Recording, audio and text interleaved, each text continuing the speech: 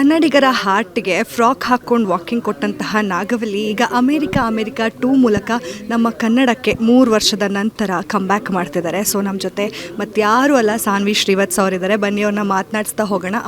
America cinema ಎಷ್ಟು impact ಮಾಡಿತ್ತು ಅದೇ ರೀತಿಯಾದಂತಹ ಇಂಪ್ಯಾಕ್ಟನ್ನು ಮಾಡೋದಕ್ಕೆ ಈಗ ಸಾನ್ವಿ ಅವರು ರೆಡಿ ಆಗಿದ್ದಾರೆ. ಮೊದಲನೇದಾಗಿ ಹೇಗಿದ್ದೀರಾ, ಹೇಗೆ ನಡೀತಿದೆ ಪ್ರಮೋಷನ್ಸ್? ಸೂಪರ್ ಇದ್ದೀನಿ, ನೀವು ಹೇಗಿದ್ದೀರಾ? ಪ್ರಮೋಷನ್ ಕೂಡ ಚೆನ್ನಾಗಿ ನಡೀತಾ ಇದೆ, ಇನ್ನೂ ಚೆನ್ನಾಗಿ ಆಗಬೇಕು. ಫಸ್ಟ್ ಸಾಂಗ್ ರಿಲೀಸ್ ಆಯಿತು, ತುಂಬ ಇದೆ ರಿಲೀಸ್ ಮಾಡೋಕ್ಕೆ. So I am very happy. And ಈಗ ಅಮೇರಿಕಾ ಒಂದು ಇಂಪ್ಯಾಕ್ಟ್ ಮಾಡಿದಂತಹ ಒಂದು ಸಿನಿಮಾ, ಆ ವೆಯ್ಟೇಜ್ ಇದೆಯಾ ನಿಮಗೆ? ಅಂದರೆ ಅದನ್ನು ಮ್ಯಾಚ್ ಮಾಡಬೇಕು ಆ್ಯಂಡ್ ಆ ಟೆನ್ಷನ್ ಎಲ್ಲ ಇತ್ತಾ? ಪ್ರಿಪ್ರೇಷನ್ಸ್ ಹೇಗಿತ್ತು? ಆ್ಯಕ್ಚುಲಿ ಈ ಟೈಟಲ್ ತುಂಬ ದೊಡ್ಡ ರೆಸ್ಪಾನ್ಸಿಬಿಲಿಟಿ. ಆನೆಸ್ಟ್ಲಿ ಕಂಪೇರ್ ಮಾಡಬಾರ್ದು, because it's a totally different story. And definitely ಭಯ ಇದೆ ಬಿಕಾಸ್ ಜನ ಎಕ್ಸ್ಪೆಕ್ಟ್ ಮಾಡ್ತಾರೆ. But even if we can't say that this film will run 1 year. The time is not, it's gone. Those days are completely gone. But even if they come and watch once and they say we like the film, it means it's successful. And ಅಷ್ಟೇ ಬೇಕು. ಜಾಸ್ತಿ ದೊಡ್ಡ expectations ಇಲ್ಲ. Just ಒಂದ್ಸಲ ಬನ್ನಿ, ನೋಡಿ, ಇಷ್ಟ ಆಗಿದ್ರೆ ನಮಗೆ ವಿಲ್ ಬಿ ಹ್ಯಾಪಿ.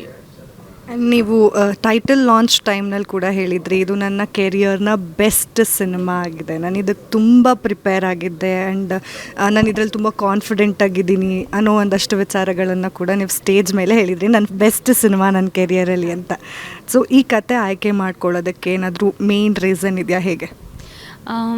ಆ್ಯಕ್ಚುಲಿ ಮುಂಚೆ ಮಾಡಿರೋದು ಎಲ್ಲ ಸಿನಿಮಾಸಲ್ಲಿ ನನ್ನ ಮೆಚ್ಯೂರಿಟಿ ಲೆವೆಲ್ ಕೂಡ ಕಡಿಮೆ ಇತ್ತು. ಅದು ಪ್ರಕಾರ ಸಿನಿಮಾ ಬಂತು, which I can do with lesser maturity level, or maybe playful ಆಗಿ ಬಬ್ಲಿ ಆಗಿ ಅದೆಲ್ಲ ಮಾಡ್ಬೋದು. ಬಟ್ ಈ ಸಿನಿಮಾದಲ್ಲಿ ತುಂಬ ಮೆಚ್ಯೂರಿಟಿ ಬೇಕಾಗಿತ್ತು. ಒಂದು ಇಮೋಷನಲ್ ರೋಲರ್ ಕೋಸ್ಟರ್ ಇದೆ. ಈ ಸಿನಿಮಾ ನನಗೆ ಮುಂಚೆ ಬಂದರೆ ನಾನು ಈ ಥರ ಪರ್ಫಾರ್ಮ್ ಮಾಡೋಕ್ಕೆ ಸಾಧ್ಯ ಇರಲಿಲ್ಲ, because I was not that mature. And I know till now in all my films this is more emotionally potent film, but after this whatever I do is also gonna be better and better, because nanu as an actor I'm growing. So definitely I feel very good about this film because I have done something which I have not done before. And ಆಗಲೇ ಜೋಗಿ sir stage ಮೇಲೆ ಹೇಳ್ತಿದ್ರು, ಇದು ಒಂಥರ freedom, ಇವಾಗ ನಾವು ಅಮೇರಿಕಕ್ಕೆ ಹೋದರೆ ಒಂದು ಫ್ರೀಡಮ್ನ ಹೇಗೆ ಅನುಭವಿಸ್ತೀವಿ ಅದು ರಿಲೇಟೆಡ್ ಇದೆ ಅಂತ ಹೇಳಿ. ಸೊ ಈ ಫಿಲಿಮಲ್ಲಿ ನೀವೊಂದು ಫ್ರೀ ಬರ್ಡ್ ಹಾಕ್ತಿದ್ದೀರಾ, ಅದು ಸೀಕ್ವೆನ್ಸಸ್ ಎಲ್ಲ ಇರುತ್ತೆ. ಆ್ಯಂಡ್ ರಿಯಲ್ ಲೈಫಲ್ಲಿ ಹೌ ಮಚ್ ಫ್ರೀಡಮ್ ನೀವು ಎಕ್ಸ್ಪೆಕ್ಟ್ ಮಾಡ್ತೀರಾ ಸೊಸೈಟಿಯಿಂದ? Wow, so I am a Sagittarian. Okay, ನನಗೆ ಫ್ರೀಡಮ್ ಅಂದರೆ it's like breathing oxygen. If I don't have freedom, there's no living for me. So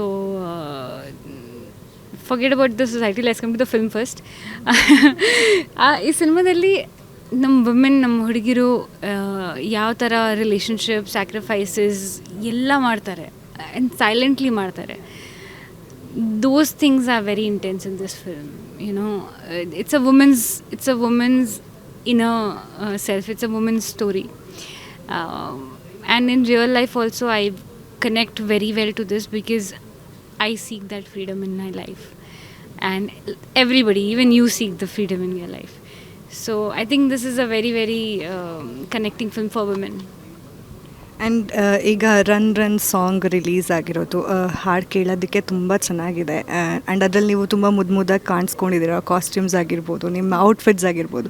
ಹೆಣ್ಮಕ್ಳು ಜಾಸ್ತಿ ಔಟ್ಫಿಟ್ಸ್ ಬಗ್ಗೆನೇ ಮಾತಾಡೋದಲ್ವ? ಸೊ ಹೇಳಿ ನಿಮ್ಮ ಔಟ್ಫಿಟ್ಸ್ ಬಗ್ಗೆ, ಹಾಗೆ ನಿಮ್ಮ ಅಮೇರಿಕಾ ಟೂರ್ ಬಗ್ಗೆ, ಎಲ್ಲೆಲ್ಲಿ ಹೋಗಿದ್ರಿ, ಏನೇನು ಪ್ಲೇಸ್ ಎಕ್ಸ್ಪ್ಲೋರ್ ಮಾಡಿದ್ರಿ, ಏನೇನು ತಿಂದ್ರಿ? ಅದು ಎಲ್ಲ ಕ್ವೆಶನ್ಸ್ ಒಂದೇ ಸಲ ಕೇಳಿದ್ದೀರಾ. ಔಟ್ಫಿಟ್ಸ್ ಬಿಕಾಸ್ ನನಗೆ ಆ ಸ್ಕೋಪ್ ಇತ್ತು, ಅಮೇರಿಕಲ್ಲಿ ಶೂಟ್ ಇತ್ತು, ಸೊ ಎಕ್ಸ್ಪ್ಲೋರ್ ಮಾಡೋಕ್ಕೆ ಸ್ಕೋಪ್ ಇತ್ತು. ಸೊ ಸ್ಮಿತಾ ಅಂತ ಡಿಸೈನರ್ ಇದ್ದರು, she has done it very well. It's very corporate, semi formal ಸ್ಪೇಸಲ್ಲಿ ತುಂಬ western not very fashionable but very classy western explore ಮಾಡಿದ್ದೀವಿ. ಆಮೇಲೆ ಅಮೆರಿಕಾ, ಸಿಯಾಟಲ್, ಲೆವೆನ್ಸ್ವರ್ತ್, ಒರೆಗಾನ್ ಹತ್ತಿರ ಇರೋ ಜಾಗದಲ್ಲಿ ತುಂಬ ಎಕ್ಸ್ಪ್ಲೋರ್ ಮಾಡಿದ್ದೀವಿ. ಡ್ರೈವ್ ಮಾಡಿದ್ದೀವಿ. ಒಂದು ಮೊಸ್ಟ್ಯಾಂಗ್ ಇತ್ತು ನಮ್ಮ ಹತ್ರ, ನೀವು ನೋಡಿದ್ದೀರ ಸಾಂಗಲ್ಲಿ. ಆ ಕಾರ್ಗೆ ಪೃಥ್ವಿ ಫುಲ್ ಆನ್ ಡ್ರೈವ್ ಮಾಡಿದ್ದಾರೆ and I was also there at part of it. But weather was a big problem. Weather ತುಂಬ ಅಷ್ಟೊಂದು ಸಪೋರ್ಟ್ ಮಾಡಲಿಲ್ಲ. ಅದಕ್ಕೆ ಕಷ್ಟ ತುಂಬ ಆಯಿತು. ಆಫ್ ಟೈಮಿಂಗ್ಗೆ ಶೂಟ್ ಆಯಿತು. ಮಾರ್ನಿಂಗ್ 7 o'clock ರೆಡಿಯಾಗಿ ಈವ್ನಿಂಗ್ 5 o'clockವರೆಗೂ ವೇಟ್ ಆಯಿತು. ಸೊ ತುಂಬ ಕಷ್ಟಪಟ್ಟು ಸಿನಿಮಾ ಮಾಡಿದ್ದೀವಿ. But I just hope people love it. And okay, ಇನ್ನು ವುಮೆನ್ಸ್ ಸೇಫ್ಟಿ ಬಗ್ಗೆ ನೀವಾಗಲೇ ಹೇಳ್ತಿದ್ರಿ. ನಿಮಗೆ ಸಾಕಷ್ಟು ಜನ ಇದ್ರ ಬಗ್ಗೆ ಪ್ರಶ್ನೆ ಕೂಡ ಕೇಳಿದ್ದಾರೆ.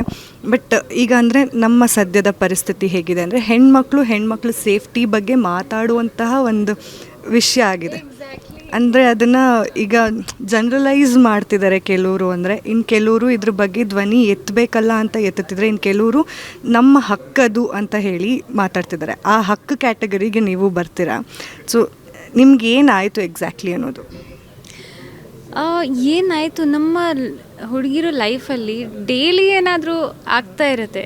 Every single 1 week straight doesn't go where something like this doesn't happen. So we can normalise it. ಇದು ನಾರ್ಮಲೈಸ್ ಮಾಡೋಕ್ಕಾಗಲ್ಲ, ಮಾಡಬಾರ್ದು. ಇದು ನಾರ್ಮಲೈಸ್ ಮಾಡಿದ್ರೆ it's the freedom for the people who are wrong, right? So I just told what I experience or what I feel. Like, even if in Bombay I had experienced 2 such incidents, and if I have experienced 4 incidents in Bangalore, I will say Bombay is a better place, right?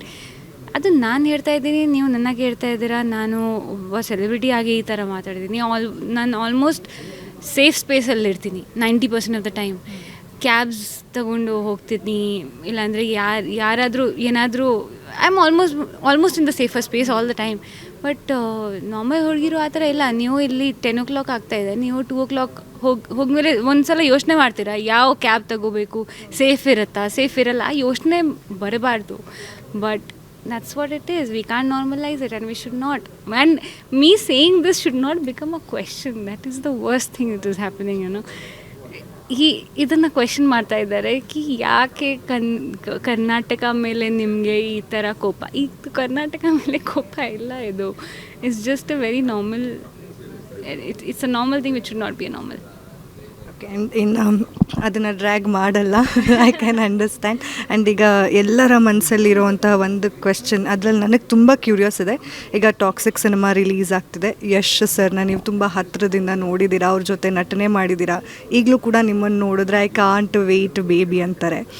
So ಹೇಳಿ, ಯಶ್ ಅವರ ಒಂದು growth ಬಗ್ಗೆ, ಅಥವಾ ನೀವು ಆಗಲೇ ಹೇಳ್ತಿದ್ರಿ ನಾನು expect ಮಾಡಿರಲಿಲ್ಲ ಅಂತ. ಇಲ್ಲ, I never said I did not expect, because ಅವ್ರ ವಿಷನ್ ಆ ಟೈಮ್ ಕೂಡ ಆ ಥರನೇ ಇತ್ತು. ಬಟ್ ಆ ವಿಷನ್ ಇಷ್ಟು ದೊಡ್ಡ ಆಗುತ್ತೆ, I don't think even he had imagine, because it's insane and it's beautiful. I wish he grows and just keeps growing, and somewhere down the line I also become a part of his growth. I will be very happy. But I have a question for you. Since you're a girl, I can take this mic. Okay. So do you absolutely 100% feel safe when you go back home, or you think twice before going outside after 12 o'clock in the night? Of course I will not feel safe. And ಇವಾಗ 12 ಗಂಟೆ ಮೇಲೆ ಅಲ್ಲ, ಈಗ ಕೆಲಸ ಮುಗಿಸ್ಕೊಂಡು if you are taking cab or metro or anything, we will double check ಅವ್ರು ಕರೆಕ್ಟಾಗಿ, ಅಂದರೆ are we choosing a right person or not, ಅಥವಾ ಆಟೋಲ್ಲಿ ಹೋದರೆ ಸೇಫಾ, ಬೈಕಲ್ಲಿ ಹೋದರೆ ಸೇಫಾ, ಕ್ಯಾಬಲ್ಲಿ ಹೋದರೆ ಸೇಫಾ, ಅಥವಾ ಯಾರಿಗಾದ್ರು ಫೋನ್ ಮಾಡೋಣವಾ. And we will share the location also sometimes. I do that every time. If ನನ್ನ ಫ್ರೆಂಡ್ಸ್ ಮನೆಗೆ ಹೋದರೆ ಎಲ್ಲರೂ ಹೋಗ್ತಿದ್ದೀನಿ ಅಂದರೆ I share a location and I call them and I tell I have share you a location, keep checking. ಅಂದರೆ ಅವ್ರು ಕೇಳಿಸ್ಕೋಬೇಕು ಅನ್ನೋ ಥರ. ಇಟ್ಸ್ ಅ ಸ್ಯಾಡ್ ಪಾರ್ಟ್ ಅಲ್ವಾ? So you are talking about you share. I also share, and I don't share that in Bombay. Now I don't know why. This is just a fact check that I have to share it when I am in Bangalore, and I make sure that production, from somebody from production or some of my friends, they have my numbers if I'm coming here late. But in Bombay, it's not the comparison with Bombay, but just because I've spoken about it and I have to clarify, I get down at 12:30, 1 o'clock. I take an auto from the airport and I go back home. We got the answer I guess. And ಇನ್ನೊಂದು question ma'am, if ಟಾಕ್ಸಿಕಲ್ಲಿ ನೀವೇನಾದರೂ part ಆಗಿದ್ದರೆ ನೀವು ಯಾವ ಕ್ಯಾರೆಕ್ಟರ್ನ choose ಮಾಡ್ತಿದ್ರಿ? ರೇಬೇಕಾ, Melissa, Ganga ಅಥವಾ Nadia? And also ಈಗ Elizabeth, ಈ 5 ಜನರಲ್ಲಿ ಯಾವ ಕ್ಯಾರೆಕ್ಟರ್ನ ನೀವು ಚೂಸ್ ಮಾಡೋಕ್ಕೆ ಇಷ್ಟಪಡ್ತಿದ್ರಿ? ಆ್ಯಕ್ಚುಲಿ ಫುಲ್ ಮೂವಿ ನೋಡಬೇಕು, ಬಟ್ ಯಾವ್ದು ಕ್ಯಾರೆಕ್ಟರಲ್ಲಿ ಪರವಾಗಿಲ್ಲ. ಆ್ಯಕ್ಚುಲಿ ಯಾವುದು ಪರವಾಗಿಲ್ಲ. I would have love to play any character. And ಎಷ್ಟು ಎಕ್ಸೈಟೆಡ್ ಇದ್ದೀರಾ? ನೀವಾಗಲೇ ಹೇಳ್ತಿದ್ದೆ ಎಕ್ಸೈಟೆಡ್ ಇದ್ದೀನಿ absolutely very excited. ಯಾವ ಸಿಟಿಯಲ್ಲಿ ನಾನು ಇರ್ತೀನಿ ನನಗೆ ಗೊತ್ತಿಲ್ಲ, ಬಟ್ ಡೆಫಿನೆಟ್ಲಿ ಫಸ್ಟ್ ಶೋ ನೋಡ್ತೀನಿ. ಪ್ರೀ ಬುಕಿಂಗ್ ಇನ್ನೂ ಸ್ಟಾರ್ಟ್ ಆಗಿಲ್ಲ ಅಲ್ವಾ? ಸ್ಟಾರ್ಟ್ ಆಗುತ್ತೆ, ಹೋಗ್ತೀನಿ. ಈಗ ನನ್ನ ಕೊನೆ ಪ್ರಶ್ನೆ, ಈಗ ಅಮೇರಿಕಾ 11th ಸೆಪ್ಟೆಂಬರ್ ರಿಲೀಸ್ ಆಗ್ತಿದೆ. ಸೊ ವೀಕ್ಷಕರಿಗೆ ಏನು ಹೇಳ್ತೀರಾ? ಆ್ಯಂಡ್ ನಿಮ್ಮ ಕನ್ನಡ ಅಭಿಮಾನಿಗಳಿಗೆ ಏನು ಹೇಳ್ತೀರಾ? ನನ್ನ ಕನ್ನಡ ಅಭಿಮಾನಿಗಳಿಗೆ ಫಸ್ಟ್ಲಿ ತುಂಬ ತುಂಬ ತುಂಬ ತುಂಬ ಥ್ಯಾಂಕ್ ಯು. ನನ್ನ ಇಷ್ಟು ಪ್ರೀತಿ ಕೊಡೋಕ್ಕೆ ತುಂಬ ತುಂಬ ವರ್ಷದಿಂದ ಕೊಡ್ತಾ ಇದ್ದೀರಾ. ಈ ಮೂವಿಯಲ್ಲಿ ಸ್ಪೆಷಲಿ ದಯವಿಟ್ಟು ಥಿಯೇಟರ್ಸಲ್ಲಿ ಹೋಗಿ ನೋಡಿ, ಬಿಕಾಸ್ ತುಂಬ ಜನ ಹಾರ್ಡ್ ವರ್ಕ್ ಮಾಡ್ತಾಯಿದ್ದಾರೆ, ತುಂಬ ಜನಗೆ ಎಂಪ್ಲಾಯ್ಮೆಂಟ್ ಸಿಗುತ್ತೆ. So if you are my fan, if you are my lover, if you appreciate my work, my Kannada, anything, ದಯವಿಟ್ಟು ನಿಮ್ಮ ಜೊತೆ ಇನ್ನೊಬ್ಬ ವ್ಯಕ್ತಿಗೆ ಕರ್ಕೊಂಡು ಹೋಗಿ ಸಿನಿಮಾ ನೋಡಿ ಎಂಜಾಯ್ ಮಾಡಿ. ನೀವು ಯಾರ ಜೊತೆ ನೋಡ್ತೀರಾ? ನನ್ನ ಟೀಮ್ ಜೊತೆ ನೋಡ್ತೀನಿ ಫಸ್ಟ್ ಡೇ ಫಸ್ಟ್ ಶೋ, ಆಮೇಲೆ ಆಡಿಯನ್ಸ್ ಜೊತೆ. Of course to sit in the audience and to watch the film is a different kick. Thank you so much ma'am for your time. ಇಷ್ಟೊತ್ತಾದರೂ ನಮ್ಮ ಜೊತೆ ಕೂತು ಮಾತಾಡಿದ್ದಕ್ಕೆ. And all the best for your movie. And America ಥರನೇ America 2 ಕೂಡ success ಕಾಣಲಿ. Thank you so much. ನೋಡಿದ್ರಲ್ಲ, ಇದಾಗಿತ್ತು ಶಾನ್ವಿ ಶ್ರೀವತ್ಸ ಅವರ ಮಾತು. ಮತ್ತಷ್ಟು ಅಪ್ಡೇಟ್ಸ್ಗಾಗಿ ಫಾಲೋ ಮಾಡಿ Ashwavega news. Camera person Ramu ಜೊತೆ ಚಂದನ.